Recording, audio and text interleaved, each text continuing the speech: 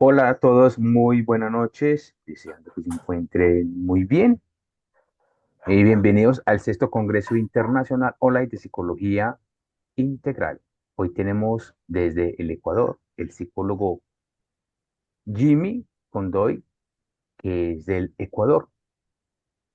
Hoy va a haber un tema muy importante sobre defensas psíquicas del inconsciente en la terapia del trauma. Así que tenemos al gran ponente Jimmy Condoy desde el Ecuador, un psicólogo clínico, psicoterapeuta analítico hungariano. Así que te dejamos a ti para esta gran ponencia. Muchas gracias. Bueno, muchas gracias al doctor Harley por la oportunidad. Me alegra que esté haciendo estos espacios de difusión clínica, ¿no? Con todos los ponentes de Latinoamérica. Bueno, yo soy psicoterapeuta analítico junguiano y vamos a hablar un poco sobre las defensas psíquicas del inconsciente en la terapia del trauma. Esto es algo que no se habla mucho por lo general. Esto es algo que en mi campo de acción es más los trastornos de ansiedad eh, el trauma básicamente. Y es de saber que en la terapia del trauma sucede algo muy interesante, que a medida que va avanzando la sesión terapéutica, algo ocurre, ¿no? Como que algo empieza a estancarse, ¿no? Y vamos a ver un poquito de lo que es defensas psíquicas del inconsciente en la terapia del trauma. Entonces, primero vamos a definir un poco qué es el trauma, ¿no? El trauma, lo dice Goldstein, cuando la inocencia ha sido privada de su derecho, se convierte en un espíritu diabólico, dice Goldstein, ¿no? Quiero que mantengamos ese concepto y esa visión que nos va a decir mucho a lo que hablo cuando hablo de un sistema defensivo. Si nos vamos a la etimología griega, trauma, de la antigua griega, significa ruptura, ¿no? Ustedes noten que en el lenguaje médico, ¿no?, se utiliza traumatismo cráneoencefálico, ¿no? Eso quiere decir que me golpeé la cabeza, por ejemplo, y tengo una pequeña contusión. El cráneo se puede fragmentar. A eso se refiere con ruptura. Entonces, ¿qué pasa intrapsíquicamente hablando? Bueno, la ruptura, ¿no es cierto? Una disociación. Es decir, la psique como que se fragmenta. Ya vamos a explicar un poco más adelante. Antes de eso, debido a que cuando hablamos de psicopatología y trauma, ay, perdón, cuando hablamos de psicopatología y trauma, todo tiene una cosmovisión. Así que, en mi visión analítica, vamos a explicar un poco cómo ve la psique y la psicología junguiana. Tenemos una conciencia, un inconsciente personal y un inconsciente colectivo. Es interesante que, a diferencia de Freud, que Freud decía, ¿no?, que primero tenemos la conciencia y de la conciencia surge el inconsciente. Freud decía que el inconsciente es lo reprimido, Freud decía que el inconsciente es lo no entendido y todo ese tipo de cosas, ¿no? Entonces cambia un poco la cosa y Jung dice, no, primero es el inconsciente. Nosotros nacemos con el inconsciente. El inconsciente es la matriz psíquica. ¿Por qué se llama colectivo? Haciendo esta alusión de que lo tenemos todas las personas. A nivel biológico tenemos el cerebro.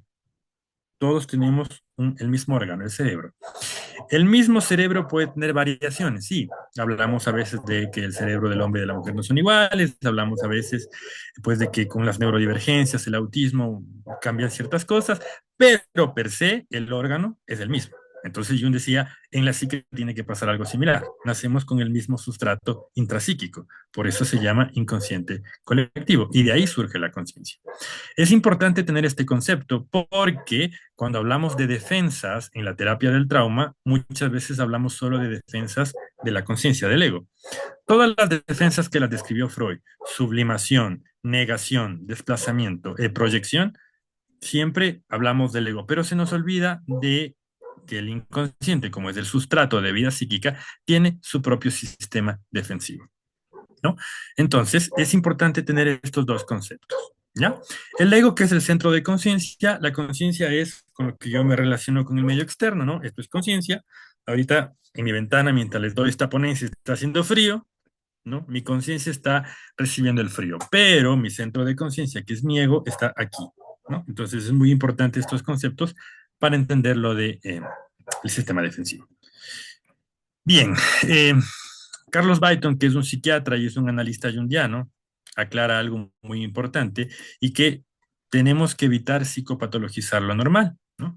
Hay el psicoanálisis clásico ortodoxo, decía Byton, tiene una tendencia a las cosas normales psicopatologizarlas, ¿ya?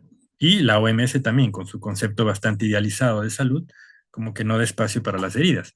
Pero hay una depresión normal y hay una ansiedad normal, ¿no? Nos da miedo decir esto, porque a la depresión normal le decimos tristeza. No, tristeza es una cosa, depresión es otra. Y la depresión hasta cierto punto, hay una depresión normal y una depresión patológica, ¿no? Entonces, ya será para otro tema la depresión. Vamos con la ansiedad.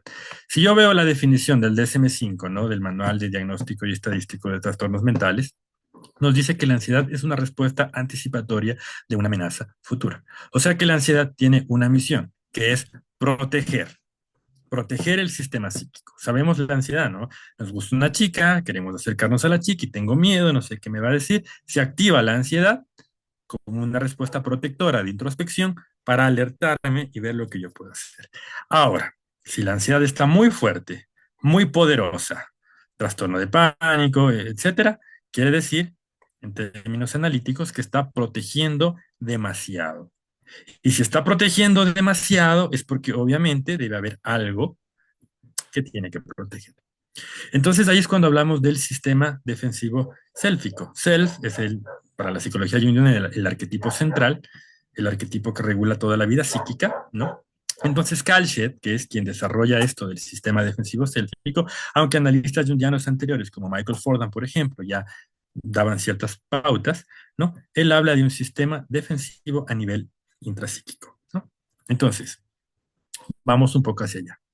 ¿Qué es el trauma un poquito? La reacción normal de la psique frente a una experiencia traumática es retirarse de la escena de la lesión. Voy a poner un ejemplo pedagógico, ¿no? Tenemos aquí un martillo que cae de un edificio a la misma velocidad, dos martillos, perdón, a la misma velocidad, a la misma altura, pero en el un caso va a caer en la cabeza de un hombre de 30 años y en el otro caso va a caer en la cabeza de un bebé, ¿ya? Entonces, pese a que es el mismo martillo, a la misma dirección, misma velocidad, el hombre de 30 posiblemente se pueda retirar. Y si no se puede retirar y le cae en la cabeza, posiblemente sobreviva, con contusión y todo, sobreviva. El bebé no puede retirarse. El bebé posiblemente ni se dé cuenta que el martillo le cae. Y si le cae, posiblemente tenga una lesión muy fuerte, inclusive de muerte. ¿Ya? Entonces, porque la cabecita del bebé es así, ¿no? Parece como que gelatina. Entonces Kalchet a nivel intrapsíquico dice, ¿no? Si la retirada no es posible, una parte del sí mismo debe ser retirado, ¿no? Y entonces, ¿no? Para que esto suceda, el ego integrado debe dividirse en fragmentos o disociarse. La psique es el que completa el trauma. ¿A qué me quiero referir con esto? Esta es la acción del sistema defensivo, ¿no? Vamos a decirlo aquí.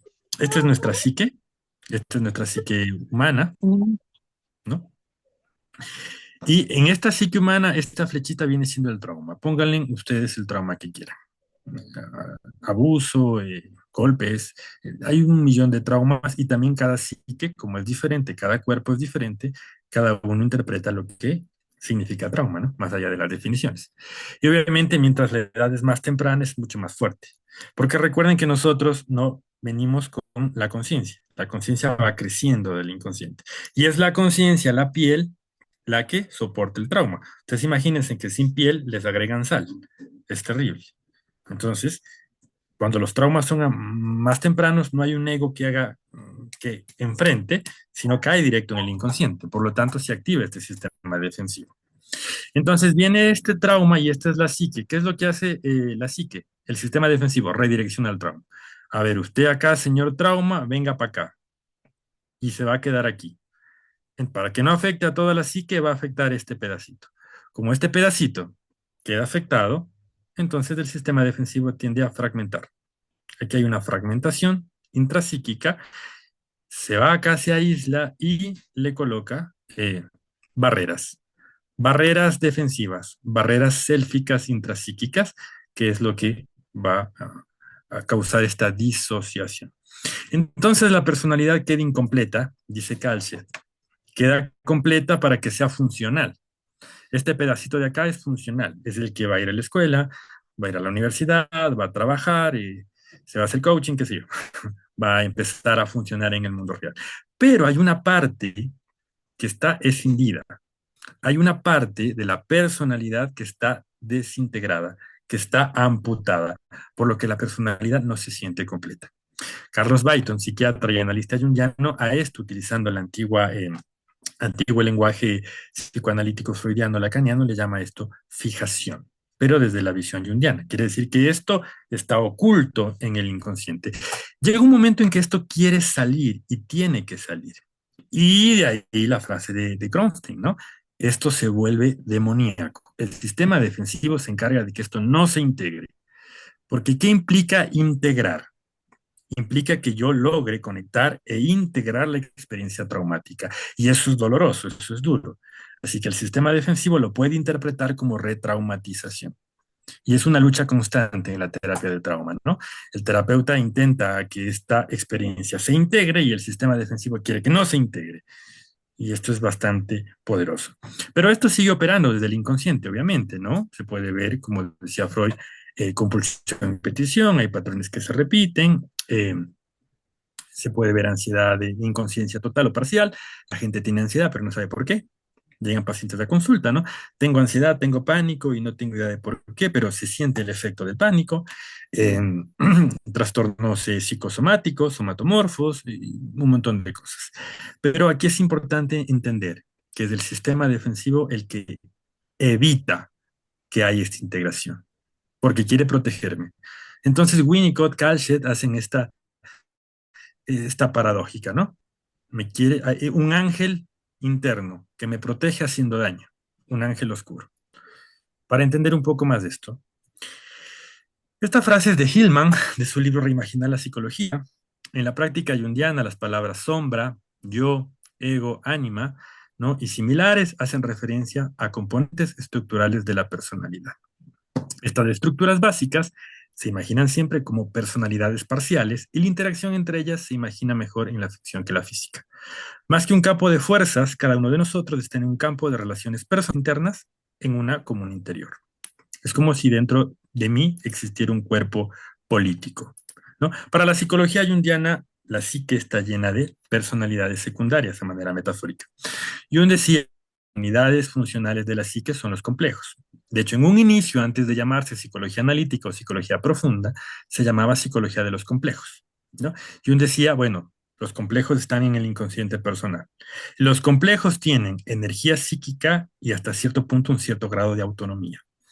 El concepto de complejo es, para la redundancia, complejo, es muy amplio, pero lo podemos entender como personalidades secundarias que están adentro de la conciencia, que están operando. Por eso Hillman dice, nuestra psique funciona más como un cuerpo diplomático, ¿no? Están ahí integrándose. Teniendo en cuenta esta visión, puedo ver yo al sistema defensivo como algo vivo, como una personificación, no como un muro. O sea, no es un muro que el terapeuta puede con técnicas maniobrar y romper y bombardear. Se está enfrentando, dice Hillman a manera metafórica, ¿no? Con dioses, héroes, dragones, demonios, que van a hacer todo lo posible para evitar que se llegue a la experiencia traumática, ¿no? Entonces, el sistema defensivo es demoníaco, dice Kalshet, arcaico, porque no tiene distinción entre lo que traumatiza y lo que cura. Vamos a poner un ejemplo muy pedagógico, muy reductivo. Ojo que son ejemplos muy reductivos, lo aclaro, pero quiero que sean pedagógicos para que poder hacerme entender. Vamos a suponer que mujer, una niña de 5 años, tiene un abuso. ¿Ya? Ojo que el ejemplo es muy reductivo, lo vuelvo a aclarar. El sistema defensivo puede interpretar como los hombres, ¿no? Son demoníacos. Entonces el sistema defensivo va a encargarse de que todos los hombres se alejen. Y eso está fuera del control de la conciencia, porque a veces nosotros trabajamos las defensas de la conciencia, ¿no? Y la racionalización, la sublimación, y todo eso, ¿no? Y le hacemos entender a la paciente que los hombres no son malos, lo que sea, no importa. Aparentemente ella ya sabe, la conciencia ya sabe. Sin embargo, y ha habido casos, cuando estuve, por ejemplo, en Uruguay y traté de increíbles, que la conciencia ya sabía. Y al fin, la chica empieza una relación. Qué lindo, una relación con un hombre que lo quiere. Y en la semana, ella misma hace tonterías que hace que el hombre se vaya. Y en consulta dice, Ojo a lo que dice. No sé qué me pasó. Desde el inconsciente algo surgió, que hice tal cosa. ¿No? Me estoy inventando, ¿no? Que me besé con el camarero enfrente de él mientras yo sabía que no. No sé por qué lo hice. Como una fuerza interna que viene y hace, no sé qué sucede. Esto es muy importante a tener en cuenta, que el sistema defensivo está inclusive fuera del control de la conciencia. Muchas veces los terapeutas odiamos la frase del que quiere, eh, métele ganas, solo tienes que darle ganas, ¿no es cierto? Solamente querer es poder. Y sin embargo, con pacientes con trauma caemos en eso. Porque creemos que si ya le explicamos racionalmente y aplicamos todas las técnicas y cognitivas y lo que sea, y la persona ya entiende lógica y racionalmente, y no lo hace, es porque ya no quiere. Entonces, caemos nosotros en eso también. Pero tú ya sabes, hay muchos terapeutas que me comentan, pero ya sabe, ya hemos trabajado, es que ella no quiere y caemos en lo que odiamos, es que no pone de parte y nos olvidamos que hay un sistema defensivo intrapsíquico que está operando desde el inconsciente. Por eso Kalset dice, la psicoterapia con víctimas con traumas tempranos no es fácil, ni para el paciente ni para el terapeuta, porque la resistencia que opone el sistema de autocuidado al tratamiento de las víctimas de trauma es legendario, increíblemente legendario. Esto ya otros analistas ya lo encontraron antes. Freud mismo se daba cuenta que cuando trataba con pacientes así, llegaba un punto, el paciente ya lo sabía todo, racionalmente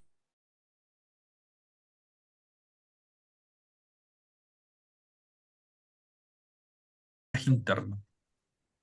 Como la paciente, y ojo que lo vuelvo a aclarar, ejemplo hiperreductivo, que ya lo sabe todo, inicia la pareja, e inconsciente mismo, ella mismo vota a la pareja, hace cosas para que este chico que la iba a cuidar y que se vaya y se quede otra vez sola. Entonces Freud dice, aquí hay como una energía que te impulsa hacia la muerte. Freud le llama Thanatos. Claro, Freud todavía no tenía conciencia de este sistema defensivo demoníaco, por eso le llama Thanatos. Farfine le llama el saboteador interno, Gunther el ego antilibidinal, Melanie Klein cuando habla de pecho bueno, pecho malo, el pecho gratificante y el pecho que es demoníaco. Y Jung, cuando analiza las estructuras psíquicas, Animus se refiere al arquetipo de lo masculino, ¿no? Energía masculina que está tanto en hombres como en mujeres. Y Jung, perdón, se da cuenta de que en algunas mujeres hay una voz que evita, ¿no? Que la ataca, una voz masculina que le dice, eres fea, es que eres gorda. O sea, hay como una vocecita interna. Jung le dice Animus negativo. ¿No? Como que esta voz interna. Pero, no digo que no pueda ser, puede ser el ánimo negativo, pero también si uno ha sufrido mucho y el sistema defensivo interpreta como que toda la gente es mala, va a hacer lo que sea para aislarme de la gente. Por más técnicas de socialización. Lo que quiero llegar a entender es que con los pacientes con trauma, muchas veces esto sucede. Y aunque uno se trabaje, socialización y no sé qué vaina, vemos que aunque el paciente ya lo sabe todo, algo sucede, que hay un estancamiento en terapia. ¿Ya? Entonces, sistema defensivo versus terapeuta. Como el sistema defensivo obviamente analiza todo, también va a analizar al terapeuta. Una de las formas en que se ve este sistema defensivo selfico es que el paciente solo trata lo que él quiere. Y esto es un poco paradójico, porque la psicología tradicional nos ha dicho que tratemos solamente el motivo de consulta y que el paciente viene con una demanda. ¿Ya? Está feliz mientras solo se trabaje eso. Y ustedes pueden notar que hay pacientes que hablamos y cuando nos vamos a ciertos temas, como que evitan, ¿no? Ah, es que yo tengo problemas de pareja, no sé qué, por ahí sale. Oye, ¿tu papito cómo es? Mi papá está bien, pero verá, mi esposo, esto no. Entonces, llega un punto, dice Calcium, en el que, bueno, si queremos entrar al trauma, tenemos que empezar a trabajar por ahí, ¿no? Y eso hay que decirle al paciente. Bueno, con pinzas, porque el sistema defensivo nos está viendo. Cada persona es diferente, cada persona tiene su propio sistema defensivo de cómo se ha desarrollado, pero una de las formas también en que el sistema defensivo le engaña al terapeuta es con la racionalización excesiva. Me han llegado pacientes a veces que han estado en procesos psicoanalíticos, procesos de años, de constelaciones familiares, de saber lo saben todo. No, es que yo tengo este complejo, es que yo ya hice terapia y lo sé, es que hice constelaciones familiares y esto ya lo... Ah, pero ya lo sabes, sí. ¿Sí? La ansiedad sí. El síntoma no ha cambiado. Ha mejorado un poco la racionalización, que por ahí la relación, pero todo está congelado. Lo sabe todo. Ya lo saben todo. Ya a veces a mí me toca, perfecto, ya saber, ya lo sabes todo. Y entonces es muy interesante. Si no hay esta conexión intrapsíquica, es muy difícil lo que se puede avanzar. Porque a veces, como hablé, ¿no? El sistema defensivo fragmenta y disocia, ¿no? Puede disociar el tema de afecto. Entonces la razón se queda por un lado y el afecto se da. Ustedes pueden notar que algunos pacientes cuentan sus traumas fuertes como si estuvieran contando noticias del periódico.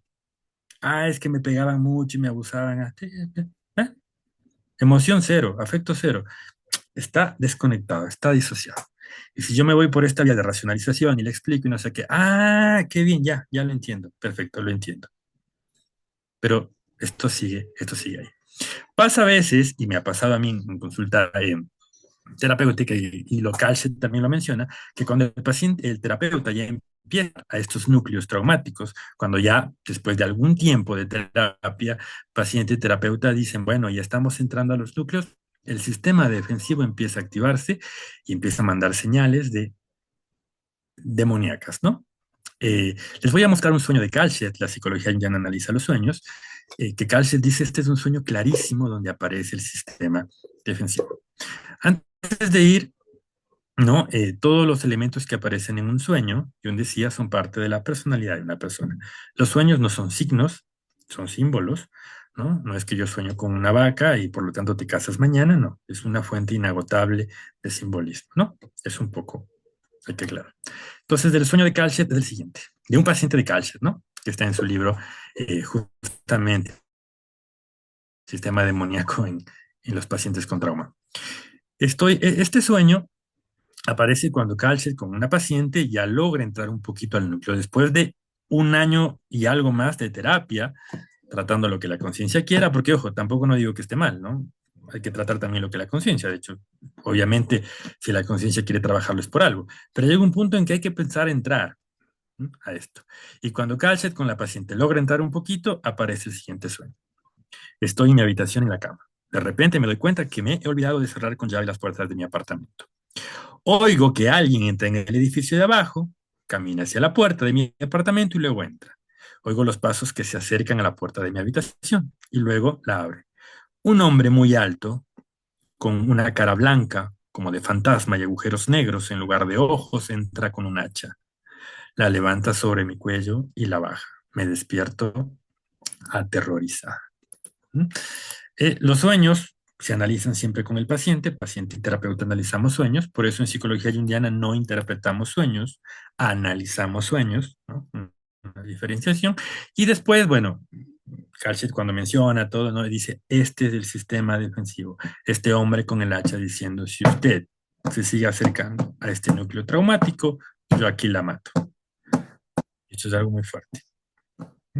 Y les puedo contar por experiencia propia, por ética, no puedo enseñar ningún material de mis pacientes, eh, pero sí me ha pasado esto muy de cerca, que cuando empezamos a acercarnos a núcleos traumáticos, empiezan a suceder cosas.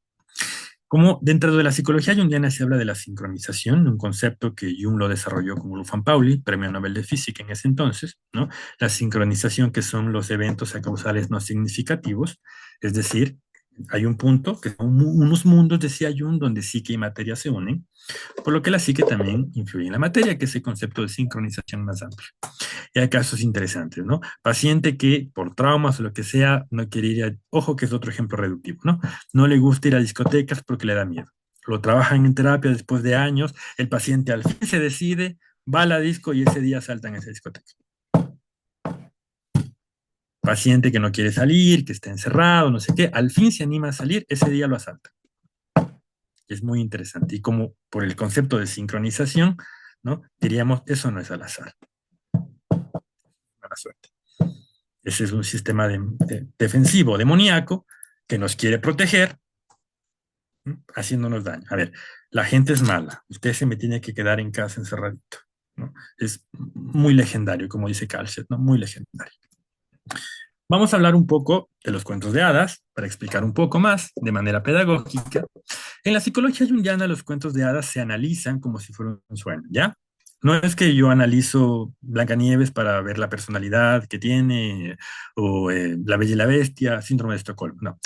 Eh, Todo lo que sucede en un cuento de hadas, cada personaje, ¿no? Representa un componente intrapsíquico de la personalidad de una persona. Es como si una persona soñara y todo el cuento de La Bella y la Bestia estuviera sucediendo en mi cabeza, ¿ya? O sea que no es que síndrome de Estocolmo, sino que vamos a suponer que una mujer soñara, quiere decir que su animus está convertido en bestia simbólicamente. Y la terapia sería transformar este animus en bestia que está haciéndole daño en un animus, en un príncipe, para que la cuide. Pero no tiene nada que ver con el afuera, todo se limita a lo intrapsíquico. Si este sueño lo soñara un hombre, che, te estás comportando como bestia con tu psique femenina, con tu parte femenina. ¿Ya? No, estoy poniendo ejemplos reductivos, ¿no? Porque siempre se analiza más, pero quiero que se me entienda que así se analiza los cuentos de hadas dentro de la psicología junguiana. No personalidades, ni trastornos, ni no sé qué vaina. ¿Ya? Por eso yo siempre recomiendo ir a leer las fuentes originales, los hermanos Grimm, la mitología griega, la teogonía de Hesíodo, etc. Rapunzel. ¿Qué sucede con Rapunzel? Que bueno, por falta de tiempo, esto es algo muy amplio, pero de manera así resumida, el cuento de Rapunzel, el original de los hermanos Grimm, ¿no es cierto? Nos dice que hay un mundo donde está el papá y la mamá, y hay otro mundo donde está la torre de la bruja dividido por un muro. ¿Ya?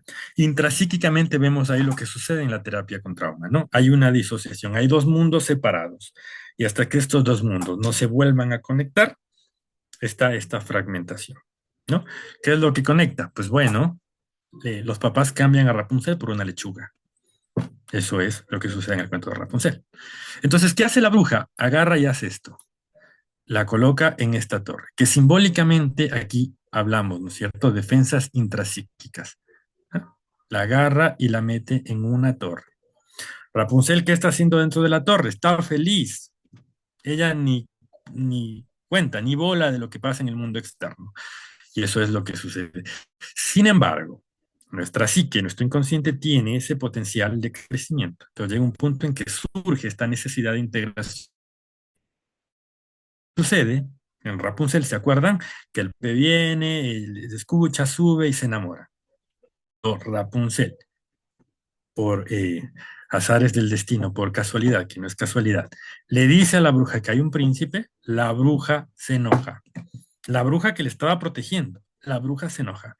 ¿Qué hace? Destierra a Rapunzel al desierto y hace un montón de maniobras que deja al príncipe ciego, lo deja completamente cegado. El príncipe en llanto, buscando ahí sus ojos. Pasa toda una travesía entera hasta que logra encontrarse con Rapunzel y Rapunzel logra devolverle la visión, ¿no? Entonces, miren qué es lo que sucede, ¿no? Esto está encerradito. Cuando la terapia empieza y al inicio y la terapia empieza a ir bien, esto se empieza a abrir, ocurre esto, ¿no? Empieza otra vez este sistema defensivo, que es legendario, ¿no? En los pacientes con trauma. La riqueza de la teoría analítica es que, como yo les comentaba, eh, la psique está llena de personalidades. La riqueza es que nosotros podemos personificar a la defensa y hablar con la defensa. Tiene ventajas y desventajas de esto. La desventaja es que no es un muro. Como no es un muro, es una defensa viva que sabe maniobrar. Vas a ver cómo el terapeuta da una devolución y adentro la defensa, a ver, respóndele. Y el paciente da una contradevolución. Sabe cómo, ¿no? Pero la ventaja es que si nosotros logramos empoderar al paciente y logramos personificar esta defensa, podemos hablar con la defensa y preguntarle, ¿qué pasó? ¿Qué onda? Yo he hecho esto con mis pacientes y la verdad es que se logran, las imaginaciones que aparecen son increíbles. Como decía James Hillman, la imaginación es creada por el inconsciente, ¿no? Cuando se hace ejercicios de imaginación. Dentro de la psicología junguiana, un método que desarrolló Jung fue la imaginación activa. La imaginación activa consiste en sentar al paciente y que la imaginación vaya fluyendo y el paciente no interviene. Peligros de eso, decía Jung, es que la conciencia tiene que estar lo suficientemente fuerte.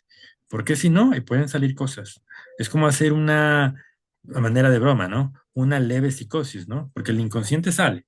Recuerden que en el esquizofrénico el inconsciente sale, ¿no? Cuando el esquizofrénico escucha voces, él no se está inventando las voces, diría Jung. Él está escuchando sus complejos, está escuchando sus personalidades del inconsciente.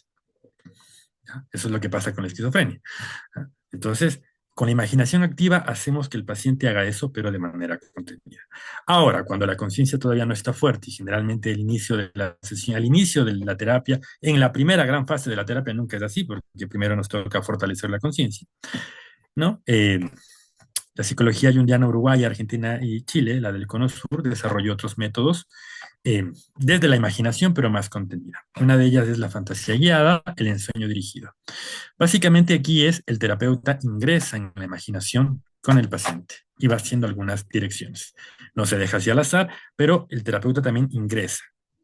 Y el terapeuta también puede confrontar y hablar con las figuras del inconsciente a través de la persona. ¿No? Eso es algo que, por ejemplo, yo lo hago en mis procesos psicoterapéuticos. Otra es la regresión imaginativa, no la regresión hipnótica. Bueno, hay un nunca le gustó un poco la hipnosis y todo eso, y hay todo un tema ahí, ¿no? La regresión es en imaginación, ir desde atrás hacia adelante, de a poco, un proceso, eh, ir sacando recuerdos de la infancia. Y es interesante que cuando se hace esto, la psique empieza a recordar recuerdos olvidados. Peligros. Nunca hay que ir. Cierra los ojos a los 5 años. Eso es demasiado peligroso porque la conciencia todavía no está fuerte para hacer eso. Si el paciente tiene 40 años, bueno, 39, 38, 37 de a poco. Y todo funciona porque como todo está conectado, las cosas horribles que el paciente vive a los 37 está conectado con los 15, con los 5, entonces se va resolviendo de a poco. Es muy importante, por eso a Jung no le gustaba mucho la hipnosis, porque él decía que la conciencia tiene que estar activa. Nada sacamos con que el paciente tenga, ¿no? Bueno, dependiendo también del tipo de hipnosis, ¿no? Hay hipnosis donde hay amnesia total, cuando hay antes del despertar. Entonces Jung decía, nada sacamos con eso, la conciencia es la que tiene que estar activa, la conciencia es la que tiene que empoderarse, la conciencia es la que tiene que confrontar el sistema defensivo y la conciencia es quien tiene que hacer este camino. ¿Ya? Otras técnicas que ayudan, técnicas artísticas como la caja de arena, la arte terapia, el psicodrama, en el sentido de que yo les decía que la racionalización es la belleza del sistema defensivo. Mientras solamente sé hablar y hablar y hablar y es que lo que pasa, no aprende esto. Ojo, que a veces uno piensa que racionalización es solamente hablar con el paciente de técnicas solo científicas, académicas, ¿no? Puede ser lo que sea, astrología, puede ser constelación. Mientras solo sé hablar, mientras solo se quede en la parte racional del paciente y eso no baje y conecte al lado emocional, eso sigue siendo racional, independientemente del contenido que sea. ¿Ya? Entonces, es importante hacer esta conexión y por eso, caja de arena, donde la conciencia un poco pueda, ¿no? Hacer este trabajo de conectar. Pues bueno, eso sería todo de mi parte. Le agradezco mucho al doctor Harley por la oportunidad y felicitarlo por este congreso, que me parece súper chévere que haya mucha discusión y que ponentes de Latinoamérica podamos discernir, podamos estar a favor, en contra, siempre un acto de respeto, ¿no? Es un congreso al que yo quería participar ya hace algunos años y no he podido y que, bueno, agradezco mucho la oportunidad en esta ocasión. Muchas gracias. Bueno, muchas gracias a usted porque realmente yo sí quería que usted participara en este congreso, pues, o en los otros anteriores, pero como dices tú, no se pudo, porque es interesante todo lo que estás diciendo tú en esa parte de las defensas psíquicas del inconsciente, que muchas veces a veces ni las personas se dan cuenta de que quieren sanar, pero inconscientemente no desean sanar. Así pasa pues con muchas enfermedades que inconscientemente se enferman y ellos dicen, no, pues nadie quiere enfermarse, pero inconscientemente lo estás haciendo para que te enfermes.